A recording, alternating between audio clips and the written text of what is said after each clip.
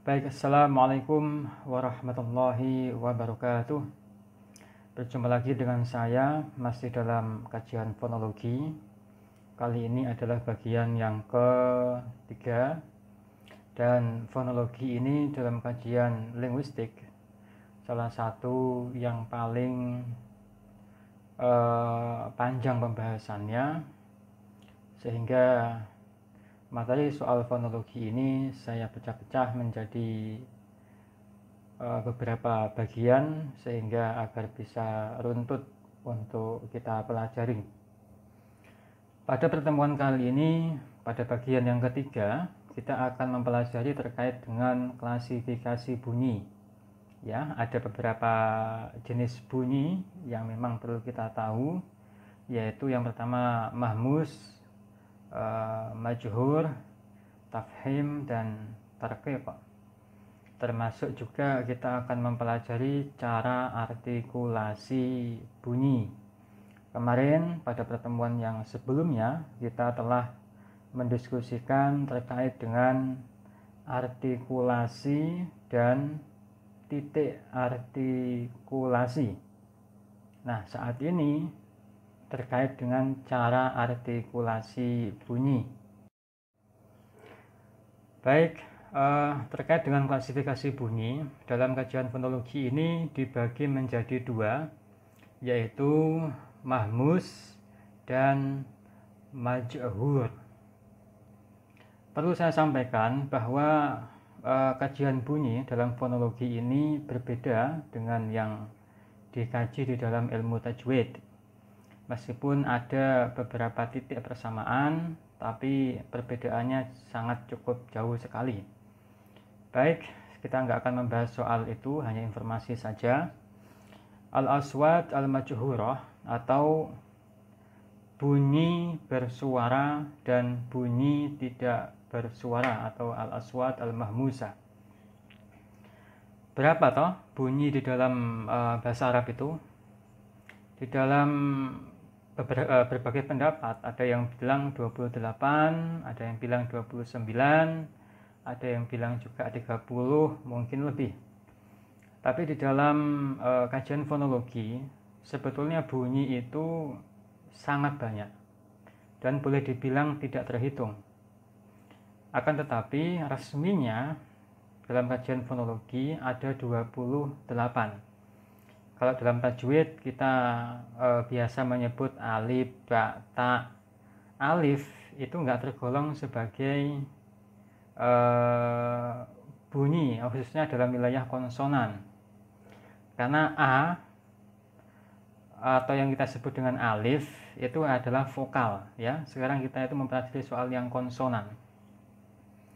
Sedangkan ada lagi lam alif. Nah, lam alif dalam tajwid mungkin dimasukkan dalam salah satu huruf, ya, tapi berbeda huruf dengan bunyi. Nah, lam alif di dalam fonologi nggak dikategorikan sebagai bunyi karena dia itu merupakan gabungan antaranya lam dengan alif atau mat. Lalu apa sih maksudnya dari klasifikasi bunyi ini antara bersuara dan tidak bersuara? Baik, jenis klasifikasi ini itu didasarkan pada posisi pita suara. Masih ingat kan ya pita suara? Kita kemarin sudah membahasnya dan beberapa waktu yang lampau kita telah menonton video soal pita suara itu. Jadi pita suara itu ini apabila udara yang didorong keluar oleh paru-paru. Paru-paru itu kan pasti akan memompa kan? Kemudian dia akan mengeluarkan udara melalui mulut atau hidung. Ya, ini akan melewati tenggorokan, kemudian ke arah laring, dan pasti akan menyentuh pita suara. Karena paru-paru itu di dalamnya kan ada laring, terus kemudian yang diapit, yang ditutup, ya, berbentuk kepingan begitu seperti CD, tapi dia memecah, itu namanya pita suara.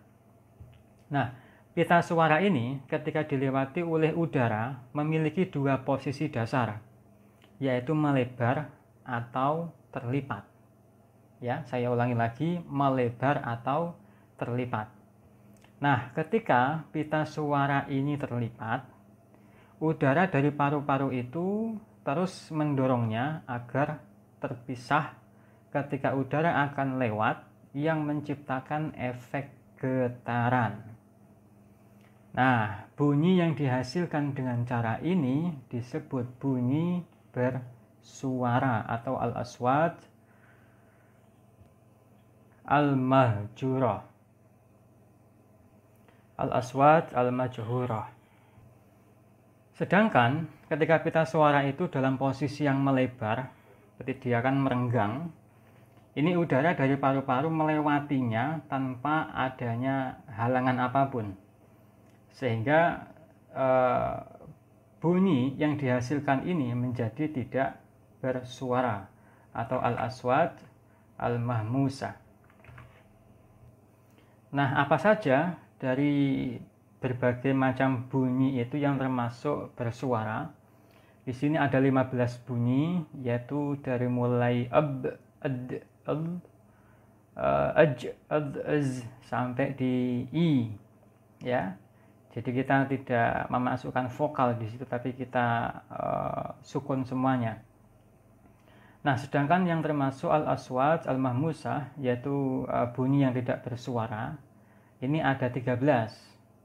Dimulai dari od sampai of sampai ya. Nah, itu harap diingat-ingat antara al-aswat al-majhurah dan al-aswat al-mahmusah. Dalam video yang pernah kita tonton kemarin itu kan ada alatnya kan ya. Ada alatnya berupa kamera kecil begitu yang dimasukkan ke dalam hidung, lalu sampai tembus ke arah laring, dan di situ ada potret vokal cords-nya atau pita suaranya. Ketika seseorang yang dites itu membunyikan bunyi-bunyi tertentu, maka pita suara itu bisa dilihat. Ya, pernah kita tonton videonya kan, masih ingat kan ya? Itu caranya mengecek untuk mengetahui bagaimana potret dari pita suara secara real. Tapi Pak, itu kan kami tidak punya alatnya. Atau mungkin kalau punya alatnya dan mau mencoba kan juga mikir-mikir. Lalu bagaimana supaya bisa menentukan ini bunyi yang bersuara atau tidak bersuara? Nah, di sini ada cara mudah untuk membuktikan atau mengecek mana yang termasuk majhurah, mana yang termasuk mahmusah. Caranya adalah yang pertama, ini antum tinggal meletakkan jari saja. Coba antum ambil jari telunjuk ya, atau 2 jari juga boleh. Kemudian letakkan di atasnya jakun.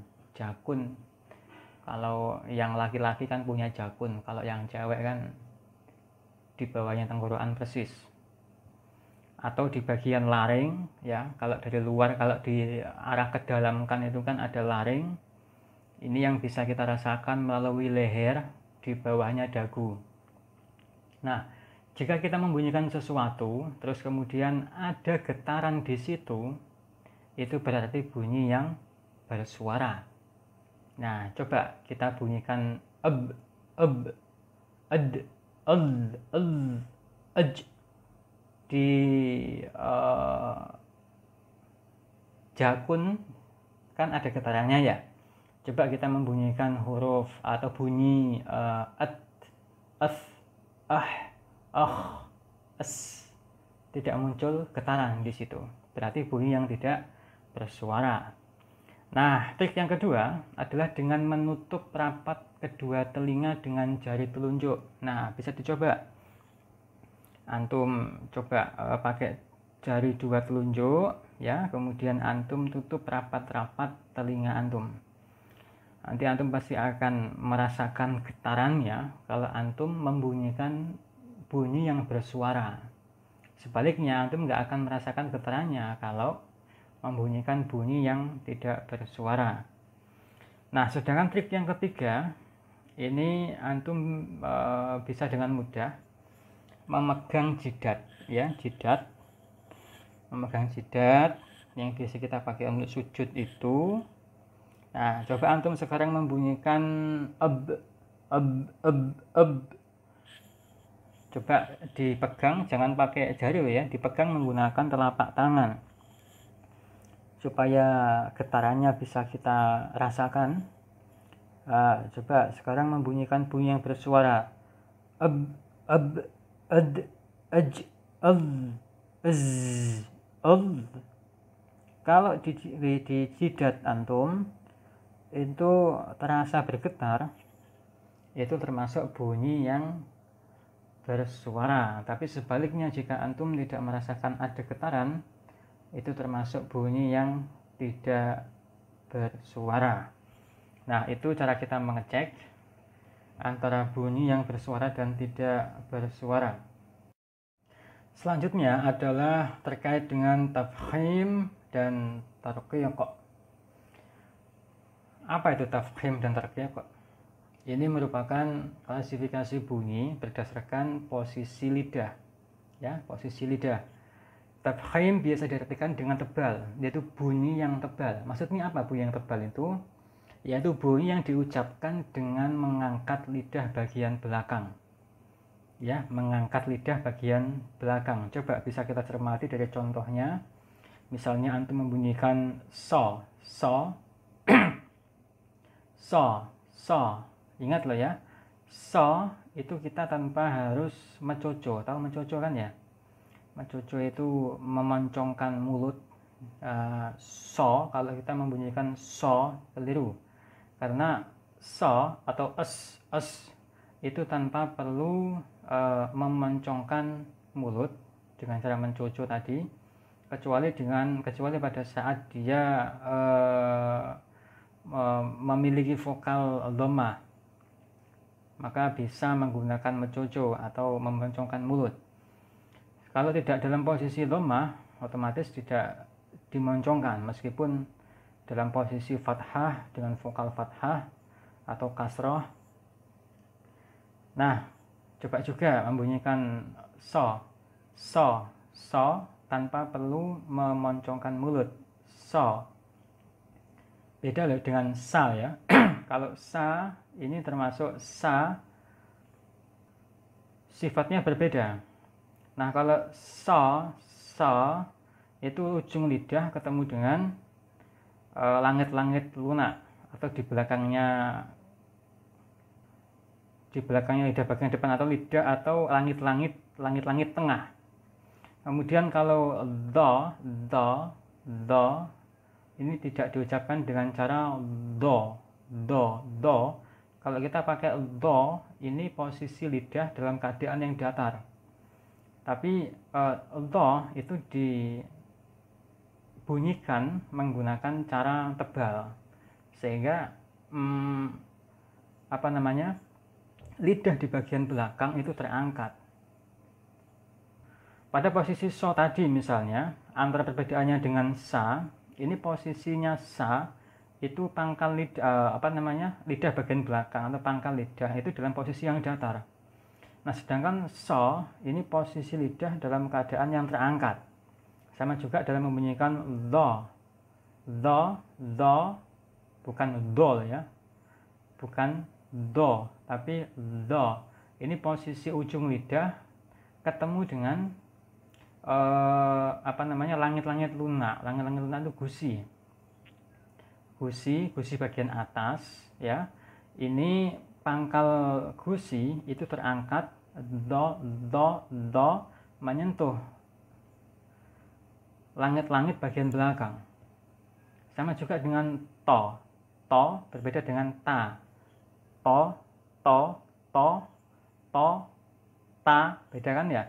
Kalau posisinya ta, ini lidah agak mendatar dia. Nah, sedangkan dalam membunyikan to, ini posisi lidah bagian belakang dia terangkat. Sama sampai ho dan ko, ini semuanya adalah bacaan tafkhim atau dibaca dengan cara tebal. Nah, perbedaannya lagi adalah tarqiq. atau bisa disebut dengan tipis.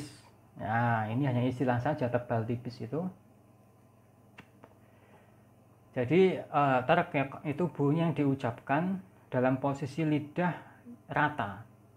Nah, posisi lidah itu rata, tidak naik jika tidak turun, bagian yang depan maupun yang belakang. Contohnya apa? Contohnya adalah selain contoh tafkhim di atas tadi itu semuanya kita bunyikan dengan cara tipis. Lalu apa sih Pak pentingnya kita mempelajari tafkhim, tarqiq, al-aswat al-majhurah dan al-aswat al-mahmusah? Tujuannya adalah supaya kita itu tahu ya, sekaligus kita dapat mempraktekkan mengucapkan bahasa Arab yang tepat. Karena umumnya kita orang Indonesia itu tidak terbiasa dengan pengucapan bunyi-bunyi dalam bahasa Arab.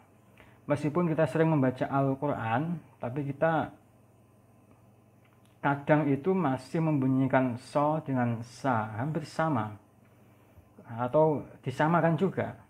Kadang-kadang juga antara ho dengan ha, atau ko dengan ka, atau to dengan ta, atau do dengan do, itu disamakan.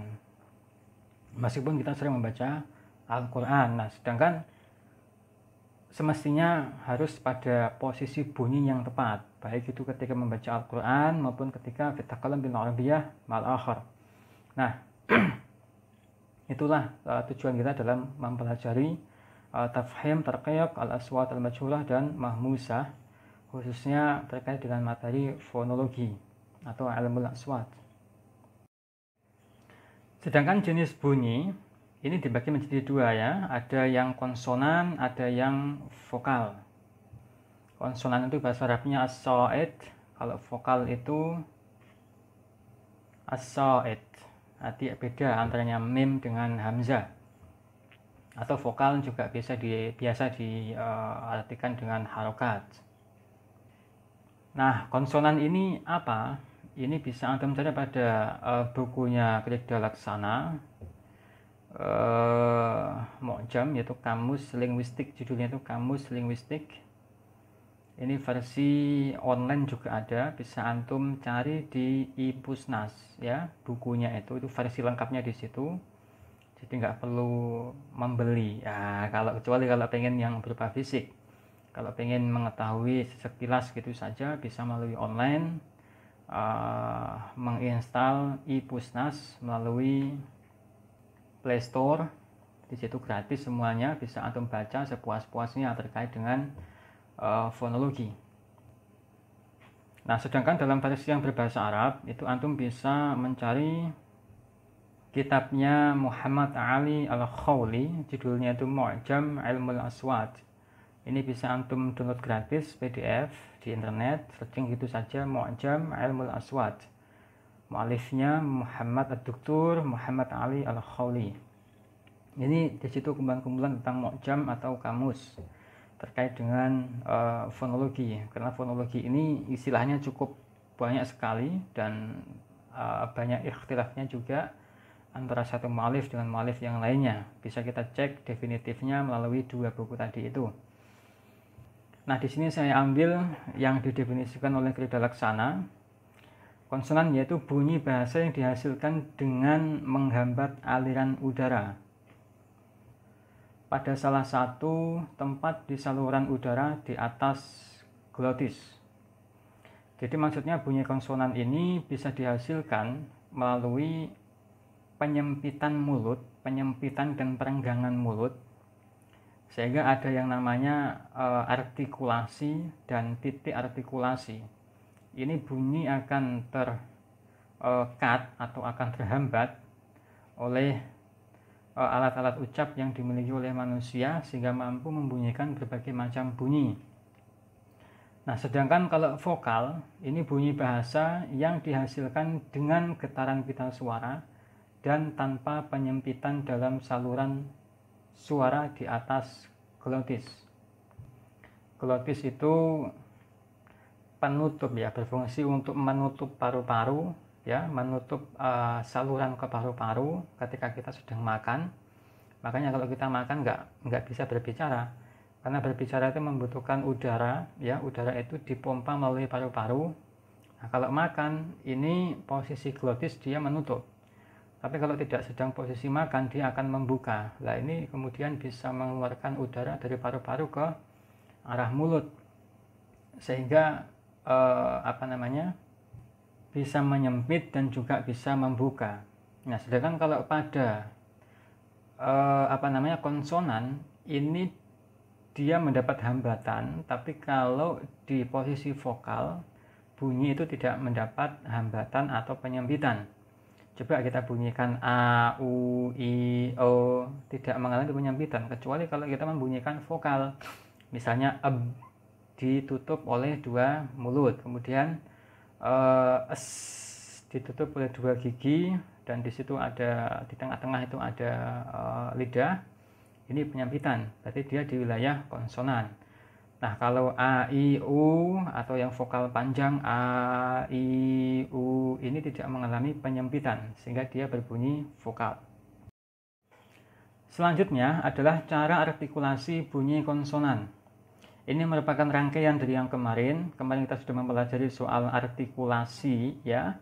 Kemudian titik artikulasi, dan yang ketiga ini adalah cara artikulasi. Ingat, itu adalah 3 rangkaian paten sehingga mampu dalam menciptakan bunyi. Titik artikulasi itu adalah organ bahasa atau alat ucap yang sifatnya fleksibel, ya, seperti bibir dan lidah. Kemudian kalau titik artikulasi itu adalah tempat di mana artikulator itu bersentuhan.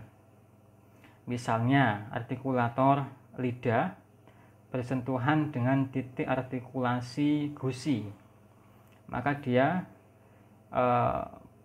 menjadi bunyi do. Nah, sedangkan pada cara artikulasi bunyi ini kita akan mempelajari terkait dengan bagaimana bunyi itu dihasilkan, ya. Bagaimana bunyi itu dihasilkan. Di sini ada beberapa istilah yang berjumlah 7, yaitu stop atau bahasa Indonesia adalah hambat, bunyi hambat atau al-aswat al-intijariyah. Kemudian ada frikatif atau geseran, al-aswat al-ihtikakiyah. Kemudian ada afrikatif atau paduan atau al-aswat al-masdujah. Ada lateral atau bunyi samping, al-aswat al-janibiyah. Kemudian ada nasal, bunyi sengau, al-aswat al-anfiyah. Kemudian ada rolled atau getar, biasa disebut dengan al-aswat at-tikrari. Kemudian ada yang namanya semi-false atau luncuran, al-asnaf al-harokat, al-ansaf al-harokat. Nah, bunyi stop disebut juga dengan plosives, ya, atau occlusives. Ini merupakan bunyi yang dihasilkan dengan cara arus udara itu ditutup rapat, sehingga udara itu terhenti seketika. Lalu udara itu dilepaskan kembali secara tiba-tiba. Saya ulangi lagi, ya. Bunyi stop itu udara ditahan, ya, kemudian dilepaskan secara tiba-tiba. Gampang kan ingatannya kan, ya? Nah, ini termasuk bunyi eb, ya, ditutup oleh dua mulut, eb. Bunyi eb ini kalau di dalam tempat artikulasi dia termasuk bunyi apa? Masih ingat apakah tidak? Bilabial, ya. Bilabial itu artikulatornya itu adalah bibir bawah, ya. Bibir bawah itu artikulator.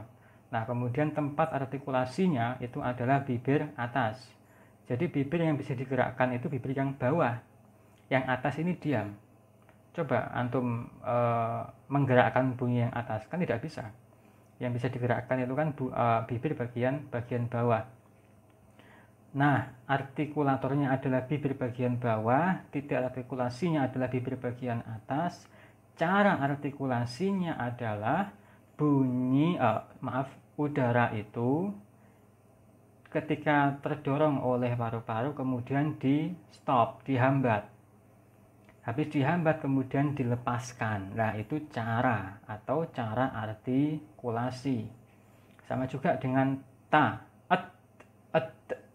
ini kalau kita bunuh semuanya, kalau kita sukun semuanya ya nutup dia. Tapi bagaimanapun sebuah bunyi itu pasti mengandung vokal, ya kan? Pasti mengandung vokal. Jadi misalnya kita kasih vokal fathah, ta itu kan kita mengeluarkan udara dari paru-paru.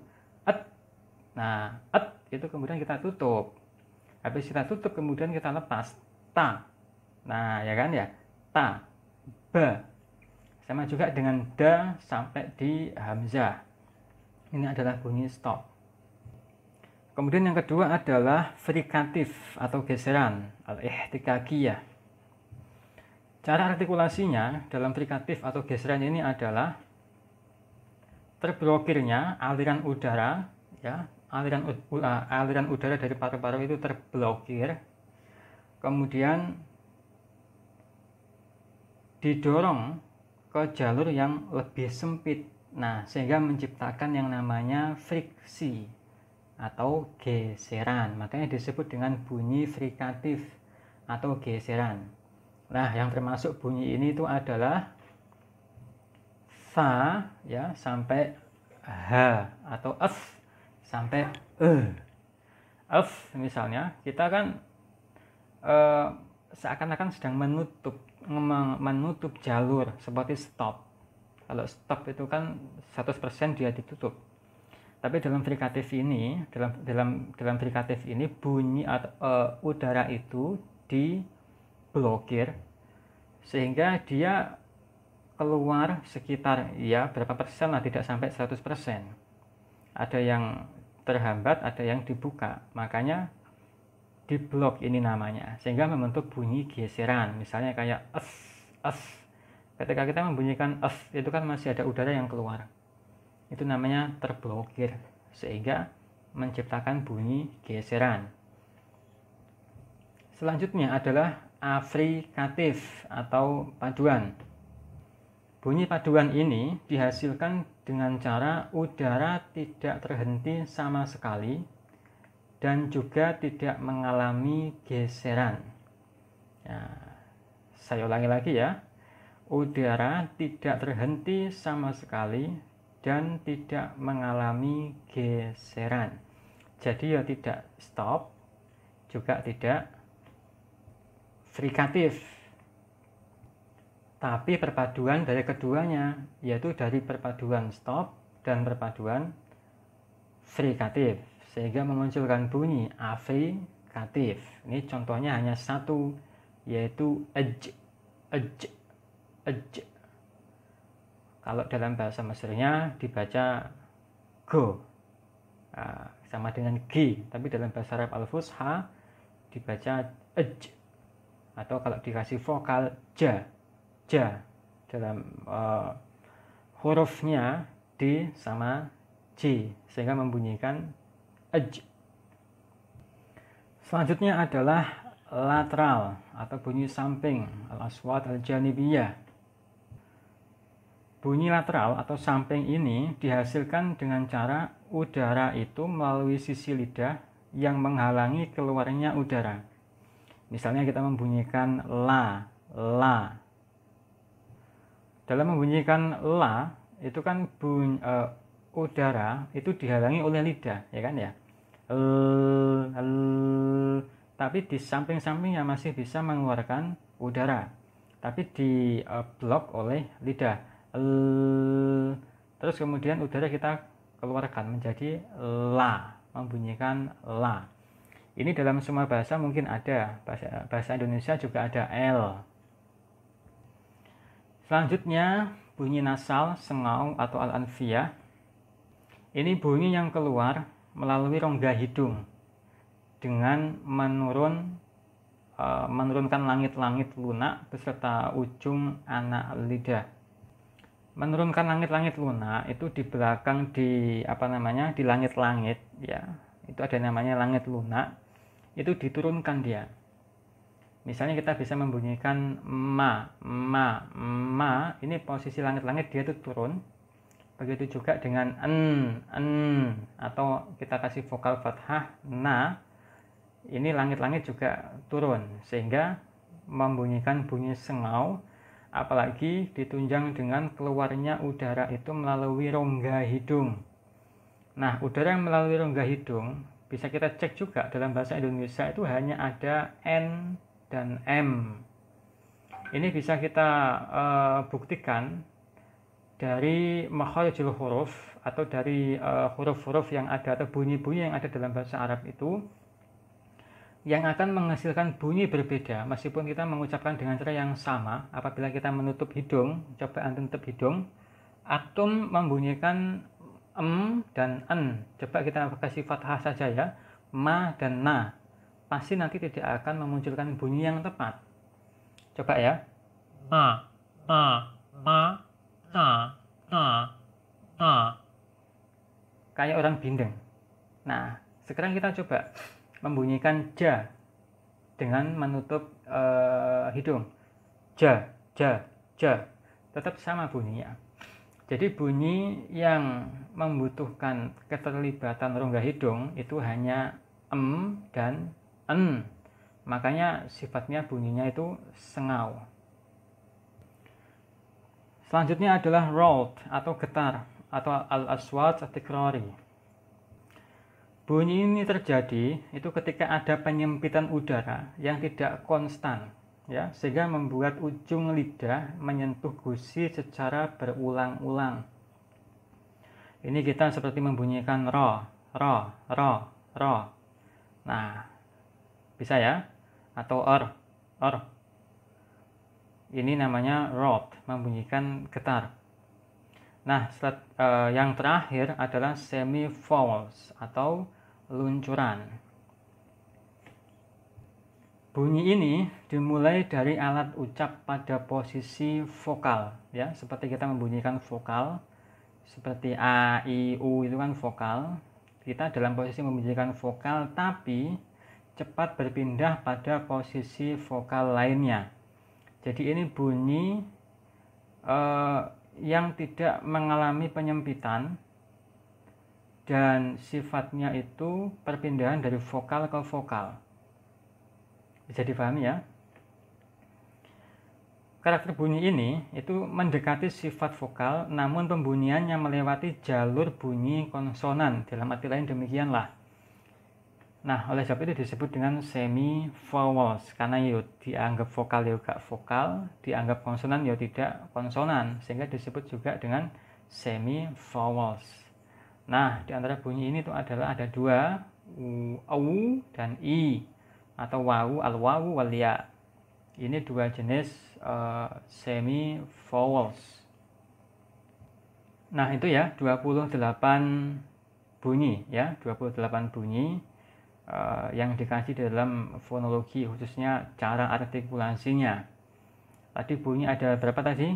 Ada 28 ya. Dalam bahasa Arab itu ada 28 bunyi, itu versi ulama modern. Ya, saya ulangi lagi, itu versi ulama modern. Nah, sedangkan versi ulama klasik itu ada 29 dengan menyertakan alif, itu loh, alif bata itu alif itu dianggap bunyi. Nah, siapa ulama-ulama klasik ini? Ya, ulama klasik ini diantaranya adalah Imam Sibawayh dan kawan-kawannya. Nah, selanjutnya adalah bunyi konsonan. Ini ditinjau dari segi cara artikulasinya. Ya, di situ ada konsonan dari cara artikulasi stop. Ini dirinci lagi, lebih rinci lagi di sini karena ditunjang dengan rumusan-rumusan. Misalnya pada bunyi eb, ini cara artikulasinya adalah dia bilabial. Bilabial stop. Nah, di situ ada V plus. V plus itu adalah tanda suara tadi itu loh, yaitu bunyi yang bersuara. Jadi cara membaca rumus ini itu adalah bilabial ya, di kolom tutup kurung yang pertama itu adalah tempat artikulasi. Nah, sedangkan pada tutup kurung yang kedua itu adalah cara artikulasi. Dan tutup kurung yang ketiga itu adalah klasifikasi bunyinya, bersuara atau tidak bersuara, tafkhim ataukah yang tarqiq. Nah, seperti yang tadi saya jelaskan, soal ab atau ba itu tempat artikulasinya bilabial. Berarti apa? Apa ketemu dengan apa? Ya, bibir bawah bertemu dengan bibir atas, atau artikulatornya bibir bawah, tempat artikulasinya bibir atas. Kemudian cara artikulasinya dia stop. Apa tadi stop? Udara yang melewati paru-paru ya ditutup rapat oleh organ bicara, oleh alat ucap. Kemudian dilepaskan, itu stop. Jadi tempat artikulasinya bibir bawah ketemu bibir atas, kemudian caranya menggunakan stop, ditutup terus dibuka, lalu tipikal vocal cords-nya atau pita suaranya dia bersuara alias apa? Alias bergetar. Jadi posisi pita suaranya melipat. Nah, bisa difahami ya. Begitupun juga bisa antum operasikan pada rumus yang lain, misalnya pada at atau ta. Ini dia dental. Dental itu gigi ketemu dengan gigi. At ya. Kemudian cara artikulasinya adalah stop, yaitu seperti yang tadi itu. Tapi diklasifikasi bunyinya dia mahmus, atau tidak bersuara, makanya disimbolkan dengan femin, tidak bersuara. Atau coba kita dibunyi to ya, to, posisinya dental sama dengan ta ya, sama juga dengan da. Nah, itu kan ya. Tapi klasifikasi bunyinya dia itu tidak bersuara atau femin. Berarti apa? Mahmus dan tebal atau tafkhim. Nah, antum bisa ngecek di situ ada perbedaan persamaannya. Misalnya antara ta, da, to, do ini sama-sama dentalnya ya. Kemudian juga sama-sama stop. Nah, perbedaannya pada wilayah vokal cords atau mizmar atau pita suara.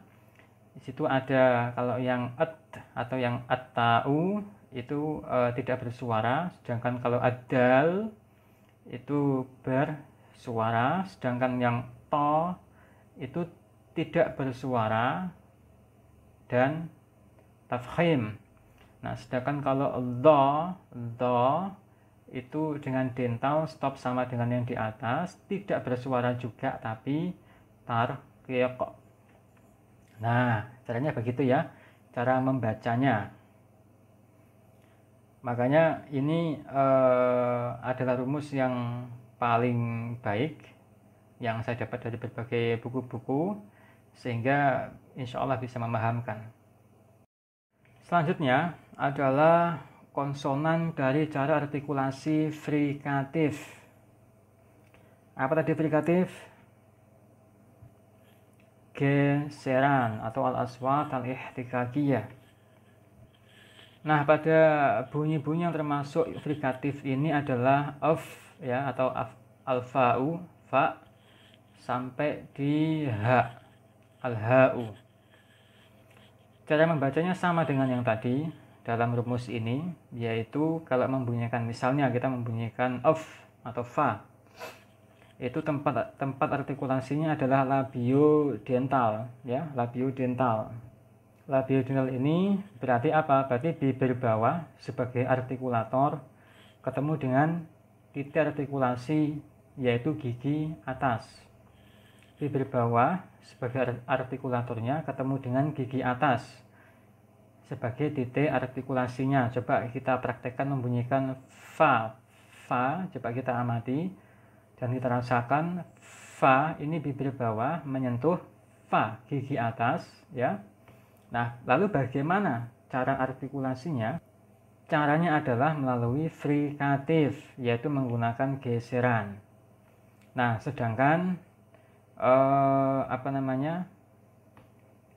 klasifikasi bunyinya dia tidak bersuara atau al-mahmus. Nah, begitu juga pada pembunyian f, al, sama s, z sampai di wilayah h, itu cara membaca rumus seperti yang tadi. Nah, sedangkan yang selanjutnya adalah konsonan dari cara artikulasi afrikatif. Ini ada ej, ya. Cara membacanya sama dengan yang tadi, yaitu tempat artikulasinya dia adalah alveolar. Cara artikulasinya adalah afrikatif dan klasifikasi bunyinya dia adalah bersuara atau al-majhur. Nah, begitu juga misalnya pada contoh ej. Kemudian konsonan dari cara artikulasi rolled ini ra, membunyikan ra. Caranya adalah tempat artikulasinya alveolar ya, dan cara artikulasinya dia rolled seperti yang tadi saya jelaskan, dan klasifikasi bunyinya dia adalah majhur. Kemudian konsonan dari cara artikulasi lateral ini ada al dan dibunyikan secara dental, tempat artikulasinya adalah dental ya. Dental itu gigi, itu gigi. Kemudian caranya artikulasinya adalah lateral. Apa tadi lateral? Samping atau al-janibiyah. Nah, kemudian klasifikasi bunyinya dia termasuk yang majhur, la. Kemudian konsonan dari cara artikulasi nasal ini ada dan en. Ya, ini bilabial. Kalau ini bilabial. Jadi yang termasuk bilabial itu hanya dan eb atau alba wa almim. Itu termasuk bilabial karena hanya membutuhkan alat ucap kedua bibir saja. Kalau yang eb itu dia stop ya, tapi kalau yang dia nasal. Dia nasal karena melibatkan rongga apa? Rongga hidung. Nah, kemudian klasifikasi bunyinya dia majhur. Kemudian ini juga dental. Apa tadi? Dental. Melibatkan kedua bibir. Kedua gigi. Kemudian kemudian nasal, caranya nasal. Berarti ada yang masuk ke rongga hidung udaranya, dan klasifikasi bunyinya dia majhur.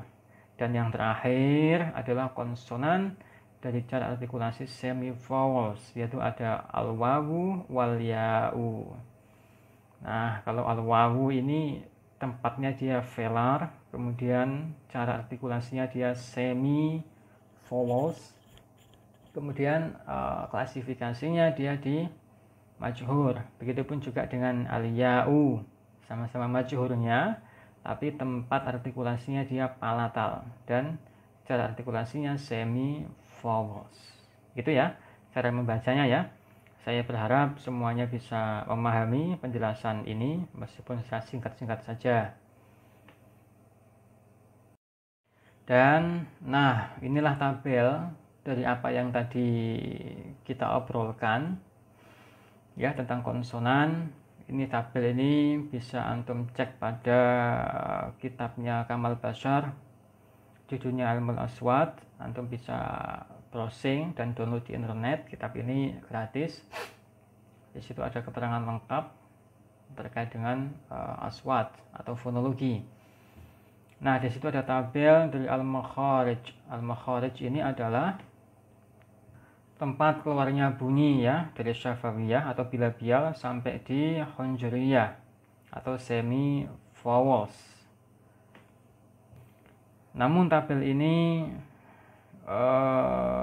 ikhtilaf ya dengan pendapat-pendapat yang lainnya yang lebih masyhur, atau mungkin karena apa? Karena mu'alif meskipun itu tergolong orang Arab, itu kebanyakan memiliki pendapat yang berbeda terkait dengan pembunyian suatu bunyi. Kadang-kadang dikategorikan misalnya al-ya'u pada bunyi A misalnya, kemudian yang lainnya, mu'alif yang lainnya memasukkan dalam kategori bunyi B. Nah, meskipun banyak ikhtilaf, tapi tabel ini cukup membantu untuk memahami bagaimana cara artikulasi bunyi bahasa itu, khususnya dalam bahasa Arab. Bisa kita pelajari dari tabel ini. Nah, baik teman-teman semuanya, setelah nge-CMS dari tadi, sekarang kita akan melakukan tugas individu ya. Saya minta antum melakukan tugas ini dikerjakan dengan sejujur-jujurnya, jangan direkayasa, karena kita akan melakukan penelitian sederhana. Saya berharap antum memiliki jiwa meneliti, karena profil Prodi BBA Inaifas adalah mahasiswanya memiliki jiwa penelitian di bidang pendidikan bahasa Arab. Nah, kita nanti akan meneliti terkait dengan bunyi bahasa yang diucapkan oleh partisipan. Ya, jadi penelitian ini sederhana sekali. Antum hanya membuat form ya sesuai dengan tampilan ini. Ada nama siapa, orang yang menjadi partisipan antum, kemudian sekolahnya di mana, kelasnya kelas berapa, alamatnya di mana, termasuk juga nomor HP-nya jikalau punya HP. Nah, antum harus mengisi form identitas partisipan ini ya, supaya bisa dipertanggungjawabkan secara objektif. Per mahasiswa ya minimal ngetes 10 partisipan terkait dengan pengucapan bunyi bahasa Arab. Antum di situ bisa membuat tabel di bawahnya, yaitu ada nomor 1, 2 sampai seterusnya. Kemudian ada bunyi ba, ta, sa, jim sampai ya. Kemudian antum akan ngetes ya kepada partisipan itu. Coba antum membunyikan eb. Nah, mereka akan mengikuti instruksinya antum dalam membunyikan eb. Apabila mereka mengucapkannya secara benar, maka kasih centang. Nah, kemudian coba antum tes mereka untuk membunyikan et ya. Ternyata mereka membunyikannya secara keliru, tidak sesuai dengan kaidah fonologinya. Padahal bunyi tak itu adalah apa tadi? Bunyi tak yaitu dibunyikan dengan tempat artikulasi dental ya. Terus apa lagi tadi? Cara artikulasinya adalah stop, dan klasifikasi bunyinya adalah mahmus. Namun partisipan menjawab secara keliru. Dia itu ternyata membunyikannya secara bilabial. Apa tadi bilabial? Melibatkan kedua bibir, padahal semestinya adalah gigi. Nah, berarti kan keliru, dikasih tanda silang. Identifikasi juga kekeliruannya di mana? Misalnya partisipan membunyikannya dengan cara bilabial. Nah, begitupun juga dengan bunyi sa, batasa, atau ja sampai di wilayah ya. Ya, setiap partisipan diuji membunyikan bunyi bahasa Arab yang benar dari ba sampai ke ya. Ini untuk setiap partisipan. Ganti lagi namanya yang lain, partisipan yang lain, partisipan yang lain. Dan diusahakan agar partisipan itu tidak sama dengan partisipan teman yang lain. Misalnya si A sudah dites sama misalnya si Fatimah ini sudah dites sama mahasiswa A. Nanti mahasiswa B tidak boleh ngetes Fatimah karena sudah dites sama mahasiswa A, harus ada yang lain. Nah, begitu ya. Agar apa? Agar populasinya semakin banyak yang kita uji. Nah, tujuannya apa toh? Kita melakukan penelitian ini supaya kita itu mendapatkan data yang valid. Orang-orang di lingkungan Jember ini kesulitan membunyikan bunyi bahasa Arab pada bunyi apa saja. Ya, kesalahannya itu ada di mana saja. Sehingga temuan antum nanti bisa antum kembangkan untuk menjadi strategi pembelajaran kalam misalnya. Bisa nanti. Nah, kita nggak mungkin bisa menentukan strateginya bagaimana kalau kita nggak punya data.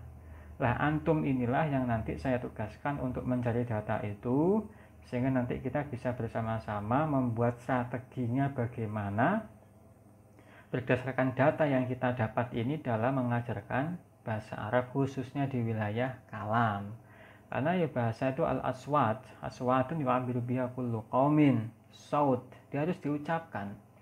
Nah, kalau bahasa itu nggak tepat pengucapannya, maka ya akan terjadi kesalahan di dalam berbahasa. Nah, oleh sebab itu, kita sebagai calon pendidik ini harus melalui penelitian kayak begini dulu, sehingga hasilnya nanti akan objektif bahwa strategi yang telah kita susun, yang telah kita rumuskan itu berdasarkan dengan data, bukan perakiraan. Nah, begitulah ya. Makanya saya berharap teman-teman melakukannya secara jujur dan sungguh-sungguh. Dan tolong diusahakan semuanya juga terlibat.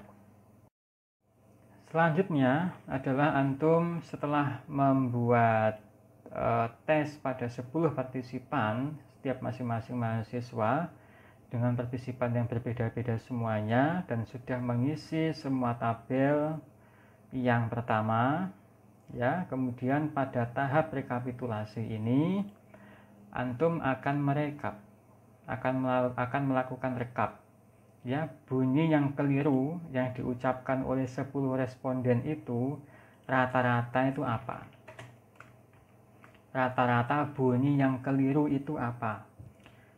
Misalnya kekeliruan ditemukan pada bunyi ta ya atau et. Banyak partisipan, per 10 partisipan yang keliru dalam membunyikan et itu ada 4 misalnya. Kemudian rata-rata faktor kekeliruan ini misalnya et atau at-ta'u diucapkan keliru itu secara bilabial, padahal dia adalah dental. Ada juga yang cara artikulasinya keliru, semestinya et itu diartikulasikan dengan cara stop, tapi partisipan mengucapkannya dengan cara frikatif. Nah, ini kan keliru. Nah, tolong itu semuanya direkapitulasi, seberapa banyak bunyi apa yang keliru, berapa banyak yang mengalami kekeliruan, kemudian rata-rata faktor kekeliruannya itu di sebelah mananya atau dalam hal apa. Itu ya. Misalnya bunyi ta, bunyi fa, bunyi ja dan sebagainya itu bisa di list di bawahnya nantinya. Dan tolong apabila sudah selesai agar dikirimkan ke email saya dewakusiwa@gmail.com. Nah, semoga penjelasan ini bermanfaat dan semoga dikerjakan tugas-tugasnya. Saya doakan semuanya sehat selalu, dan kurang lebihnya akhirul kalam. Assalamualaikum warahmatullahi wabarakatuh.